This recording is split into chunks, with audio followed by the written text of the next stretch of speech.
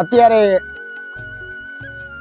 એક જ માના બે સંતાન જ્યારે નોખા થાય ત્યારે એક જમીનના ટુકડા માટે થઈ, શેઢા માટે થઈ, નળિયા માટે થઈ, માર્ગ માટે થઈ, એકબીજાના જીવ લેવા માટે તૈયાર થઈ જતા હોય છે. આવો હળાહળ કળિયુગ ચાલી રહ્યો છે.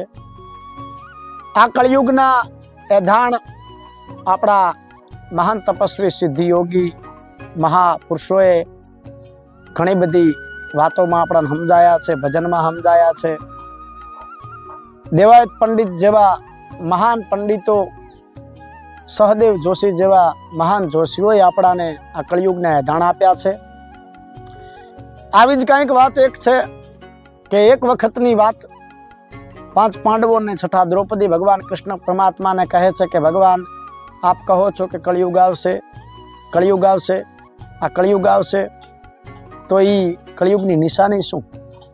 ત્યારે કૃષ્ણ પરમાત્મા કહે છે આપ 6 જણા ચારે દિશામાં જાઓ, જ્યાં તમને ન સમજાય, જ્યાં તમારી બુદ્ધિ કામ કરતી બંધ થઈ જાય ત્યાંથી પાછા વળજો.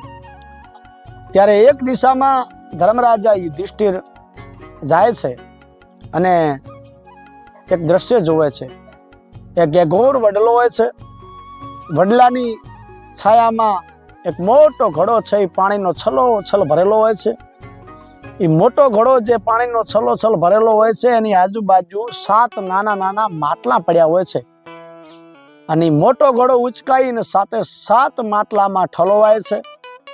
7 માટલા છે એ ઘડાથી સંપૂર્ણ ભરાઈ જાય છે. પણ થોડીક વારમાં બને છે એવું કે 7 માટલા એ પાછા એ ઘડામાં ઠલોવાય છે, પણ મોટો ઘડો છે એ ભરાતો નથી. હવે યુધિષ્ઠિરને, ધર્મરાજાને એક મનમાં પ્રશ્ન થાય છે કે આનો આ મોટો ઘડો છે, આ 7 માટલામાં ઠલોવાનો, 7 માટલા ભરાઈ ચૂક્યા, પણ આ 7 માટલા ભેગા થઈને મોટા ઘડાને કાં ના ભરી શક્યા? બુદ્ધિ કામ કરતી બંધ થઈ ગઈ, કાંઈ સમજાણું નહીં. એટલે પાછા આવે છે, કૃષ્ણ પરમાત્માને આ બધી વાત કરે છે.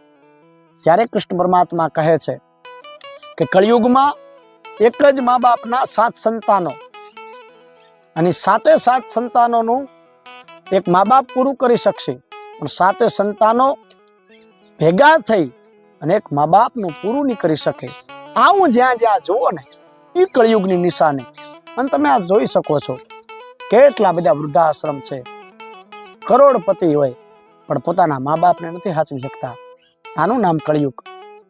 થોડીક વારમાં ત્યાં ભીમ આવે છે અને ભીમ કૃષ્ણ પરમાત્માને વાત કરે છે કે ભગવાન આજ સુધી તો બધું સમજાણું, પણ મને એક વાત ન સમજાણી. તો કે કઈ?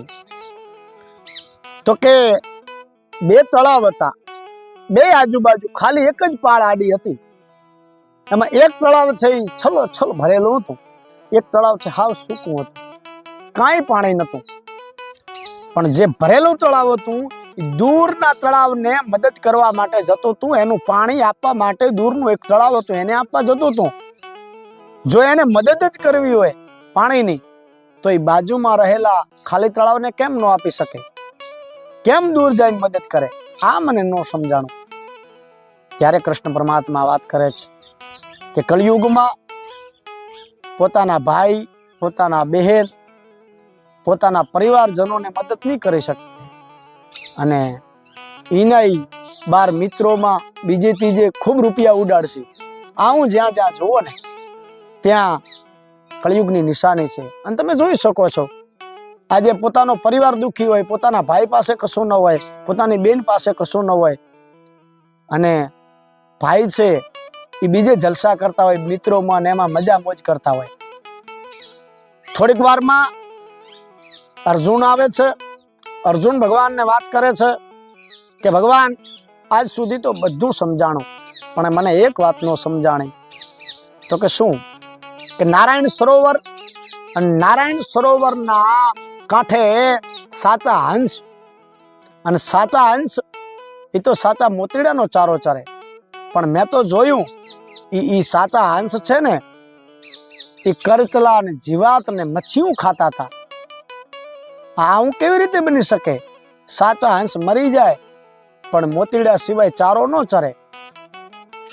ત્યારે કૃષ્ણ પરમાત્મા એ વાત કરે છે કે આગળ કળિયુગમાં 12 પહેરવેશથી બહુ સાત્વિક દેખાતા હશે, પણ અંદર જેના કર્મ કાળા હશે, જેના કુકર્મ હશે, જેના ખોટા કાર્ય હશે, બહારથી તો સાત્વિક દેખાતા હશે, મોટી મોટી વાતો કરતા હશે, આવું જ્યાં જ્યાં જોવો ને એ કળિયુગની નિશાની. અને છેલ્લે સહદેવ, નકુળ અને ઈ દ્રૌપદી આવે છે અને વાત કરે છે ભગવાન કૃષ્ણ પરમાત્માને કે ભગવાન મોટું મેદાન હતું અને મેદાનમાં એવો બધો વિસ્ફોટ થયો કે મોટી મોટી શિલાઓ છે એ તૂટી ગઈ, મોટા મોટા ઝાડવાનો નાશ થઈ ગયો, બધું નાશ પામ્યું. પણ એ મેદાનમાં નાનું નાનું ઈ કૂણું ખડ હતું, એ કુંપળ હતી, ઈ રહી ગઈ. આનું કારણ શું? કદાચ આવી શિલાઓ પડી જતી હોય, શિલાઓનો નાશ થઈ જતો હોય, મોટા મોટા વૃક્ષો ધારાશાયી થતા હોય, તો આ નાની નાની કુંપળનું શું ગજું? આ કેવી રીતે બની શકે?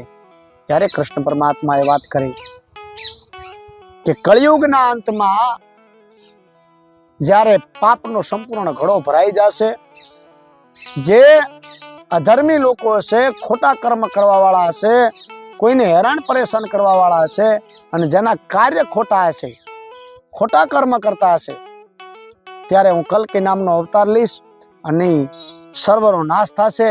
પણ એ કુંપળા રૂપી જે ભજન હશે ને, જે સત્સંગ હશે, જે ભગવાનનું નામ હશે અને સારા કાર્ય જે કરતા હશે ને, સેવાના કાર્ય કરતા હશે, ધર્મના ઉજળા રૂડા કાર્ય કરતા હશે ને, એને કાંઈ નહીં થાય. એટલે આ કળીકાળ કળિયુગમાં ભગવાનને પ્રાર્થના કરીએ અને એવા સારા આપણે કાર્ય કરીએ. કારણ કે ભગવાન કૃષ્ણએ ગીતામાં કીધું છે કે કર્મ કરતો જા, ફળની આશા ન રાખ, ફળ તો હું આપીશ, અને આપવા વાળો તો 1000 હાથ વાળો છે.